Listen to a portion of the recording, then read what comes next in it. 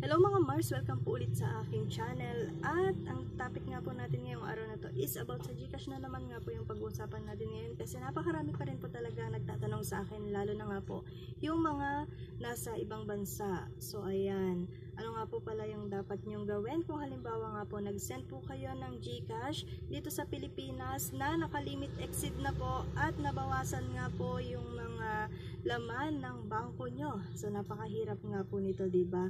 So ito nga po, kung halimbawa po na bank yung ginamit natin na pagsisend ng pera, bank transfer to GCash po, hindi natin talaga makikita na nakalimit exceed na kung bangko po yung gagamitin natin. Yan po yung malaking kaibahan talaga kung bank transfer yung ating ginamit.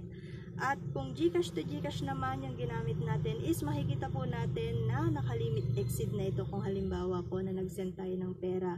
So ayun, yung malaking kaibahan talaga. Sa dinabi-dami rin nga rin po ng update ng GCash ngayon, palagi nag-update.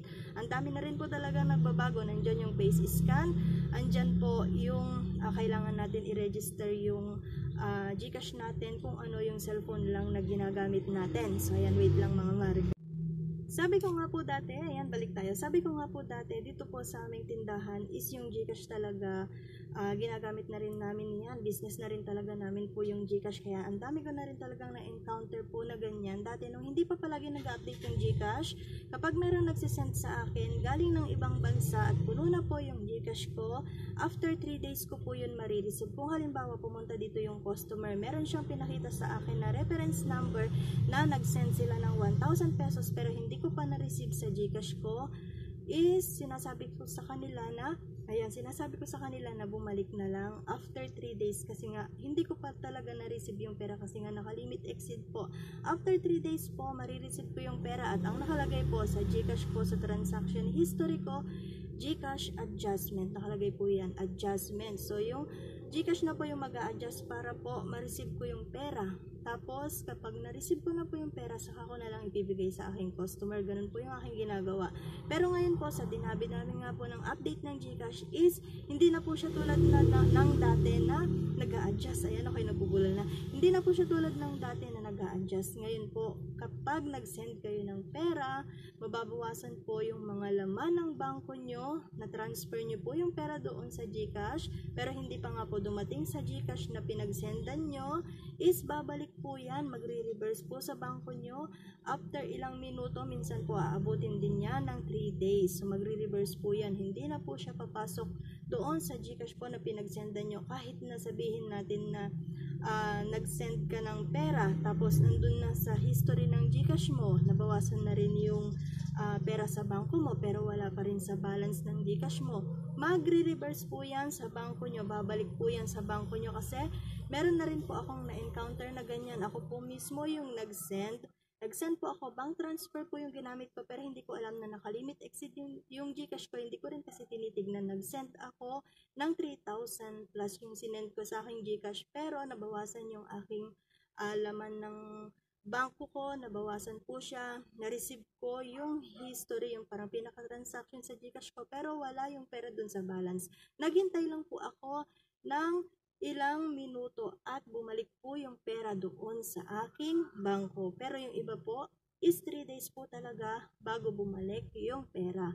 Pero kung halimbawa po naabutin na po ng ilang buwan yung inyong mga sinend na pera at hindi pa rin nagre-reverse doon sa bangko na ginamit nyo, lalo na po yung mga nasa ibang bansa, kailangan nyo na pong i-report ito kung saan po kayo nag-send or kung ano po yung bangko na ginamit nyo, is kailangan nyo na pong i-report, lalo na yung mga nandito sa Pilipinas po. Kung magpapadala kayo ng pera, siguraduhin nyo po na hindi nakalimit exceed yung pagsesendan nyo ng pera dito sa Pilipinas kasi napakahirap nga po. Kung halimbawa kukunin lang nila sa tindahan yung mga isisend nyo na pera, kung wala silang sariling GCash, kung halimbawa na-receive man nila, syempre sa nakalimit exceed sila, meron yung iba kasi is loko-loko, diba?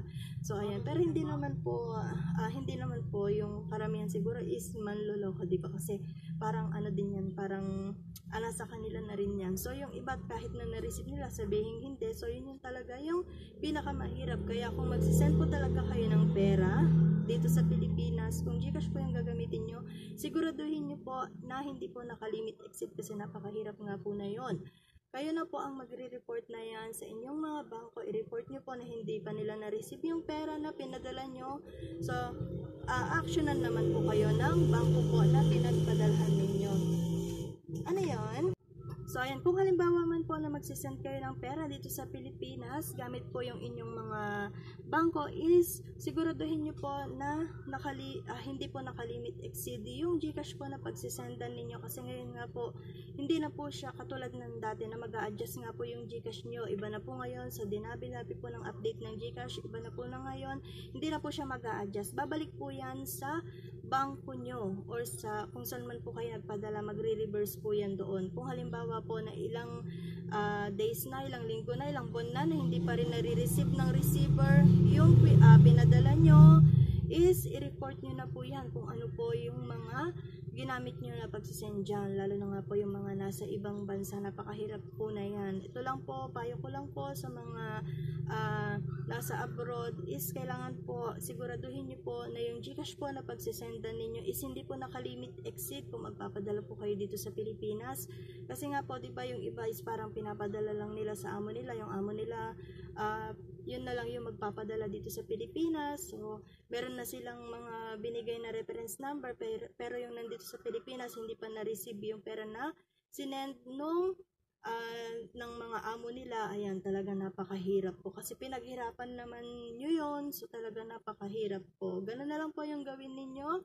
I-report nyo na lang po yan, or di naman po kaya punta po kayo dun sa mga pinagsendan nyo at sabihin nyo po na hindi po na-receive nung sender yung sinend nyo po na pera. So, ganun na lang po siguro. So, sa mga nagtatanong po, ayan, sana nakatulong na naman po ako. Dapat po, kapag bangko ang inyong ginamit, is dapat hindi nakalimit exceed yung pagsisendan nyo. Pero kapag umabot na po ito ng mga ilang months at hindi pa rin nare-receive ng receiver yung mga sinend nyo po, is i-report nyo na po ito sa bangko kung ano man po yung bank na ginamit nyo sa pagsisend. So, ayan, hanggang dito na lang po ang video na to. At sa mga hindi pa po nakapalo sa akin Facebook, papalo naman po at pa-subscribe na rin po sa aking YouTube channel. Maraming salamat!